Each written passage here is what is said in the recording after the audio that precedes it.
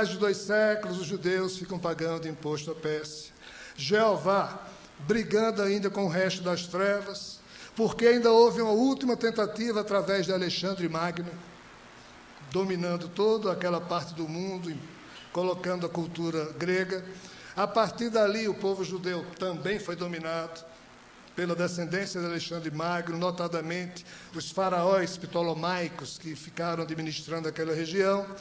E, por fim, no último século antes de Cristo, surge o Império Romano, que domina aquela região, e, finalmente, o povo judeu conseguiu chegar até ali, só que totalmente dominado. E é nesse contexto que o tal suzerano celeste vem e nasce na personalidade de Jesus. Todo esse trabalho Jeová teve, e é por isso que ele foi considerado como sendo o Deus do Antigo Testamento. Mas qual é o estudo hoje que os teólogos fazem?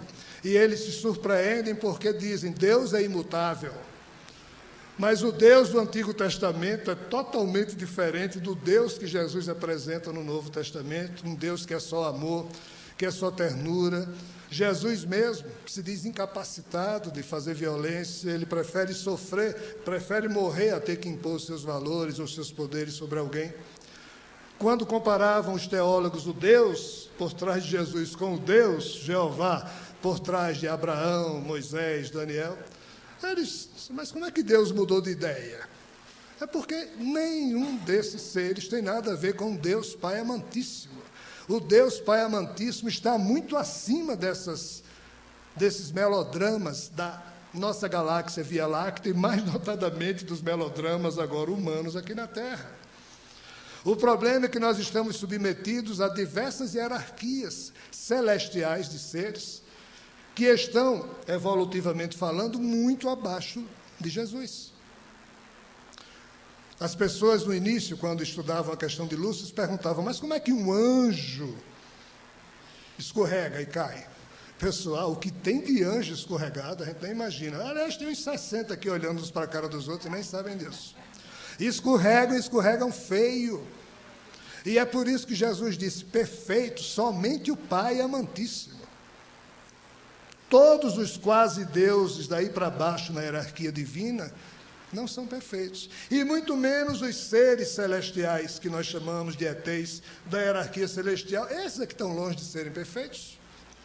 Qual é o drama nosso? É que a gente está na base de toda essa confusão e por eles todos somos considerados a pior parte, da parte ruim, da parte mais podre, da parte que já não prestava, do que um dia sobrou da confusão chamada rebelião de Lúcifer. Nós perdemos a habilidade de amar uns aos outros, e esse é o nosso grande drama, porque qualquer cidadão cósmico minimamente evoluído naturalmente ama, por isso que são cidadãos cósmicos, e nós que também somos cidadãos cósmicos, mas momentaneamente presos há milhares de anos aqui na Terra, a exemplo de alguém que está preso numa penitenciária da vida, nós estamos presos aqui na Terra, e a exemplo de alguém numa penitenciária que só depois de cumprida a pena poderá ser reintegrado à convivência com a sociedade, nós que aqui estamos vamos ser reintegrados com a sociedade cósmica agora, porque a maioria dos doidos, deve ser 50,0001%, chegou à posição de ser tendente ao bem. Não é que a gente tenha aprendido a amar ainda não. A gente ama de forma muito estranha. Mas foi por isso que Jesus deu a vida dele tentando não salvar a gente, mas chamar a atenção da gente para que a gente criasse vergonha na cara e cada um fizesse a sua parte nessa história. O problema é que esse ser chamado Jeová e sua equipe não é responsável só pelo trabalho sujo, que ele não me escute, senão estou preso, antes da vinda do Mestre. Na verdade, eu já estou preso há muito tempo. Ele continua também responsável e sua equipe por essa segunda parte, que é o anúncio da vinda do Mestre. Qual é o problema? Jesus, quando esteve entre nós, um belo dia, contam os fofoqueiros da espiritualidade, ele olhou assim lá para frente, porque ele, que é unificado ao Pai, tem como penetrar nesse circuito da ciência profética e ver o futuro. Então está tudo escrito. O pior é que não está, pessoal, depende do livre-arbítrio de todos nós, mas parece que tem seres que conseguem ainda assim, através de uma ciência que a gente não sabe, penetrar nesse circuito e ver. Jesus viu que a chegada dele seria inesperada, ou seja, ninguém na terra estaria esperando. E ele disse isso, tanto que Mateus, Lucas e Marcos afirmaram isso nos seus evangelhos. Agora vamos pensar um pouco. Em sendo isso verdade, está lá escrito, aí Jesus é crucificado, sai do contexto terreno, chama João, revela a ele, 100 anos depois, que de fato a volta dele vai ser lá no futuro, e o pior, inesperada, mas mostra a João que antes da volta dele iria acontecer uns fatos, e João vê aquilo e interpreta como sendo duas testemunhas, etc. e tal. Se Jesus não erra e viu que a volta dele seria inesperada, por que esses seres encheram o saco de algumas pessoas para que elas avisassem?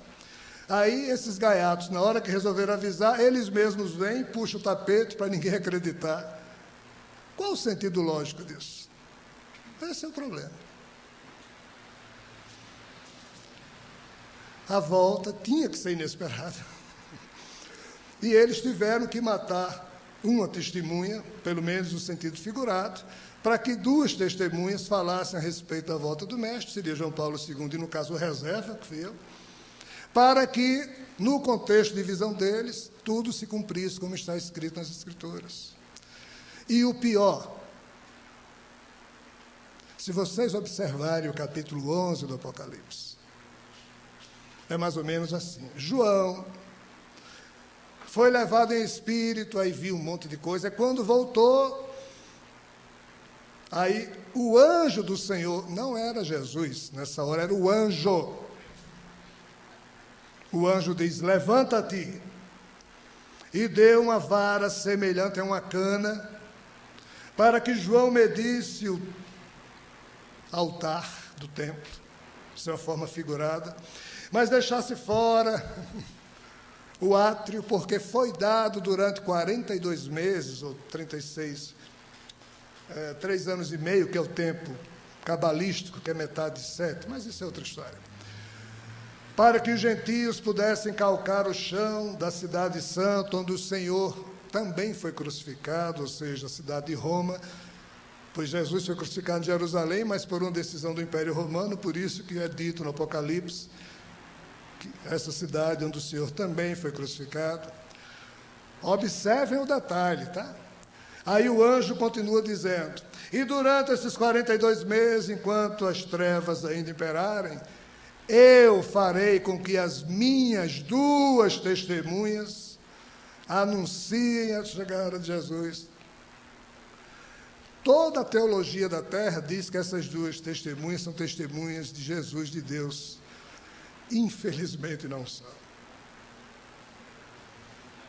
São duas testemunhas desse anjo que estava lá falando com João, que não era Jesus na hora do capítulo 11 do Apocalipse. É do nosso amigo, que não está nem aí para a condição humana. E parte dessa história parece que sobrou para mim. Se isso é verdade ou não, pessoal, a gente vai descobrir. Não deve demorar muito. Então, fico agora à disposição para a gente fofocar sobre os assuntos que vocês quiserem.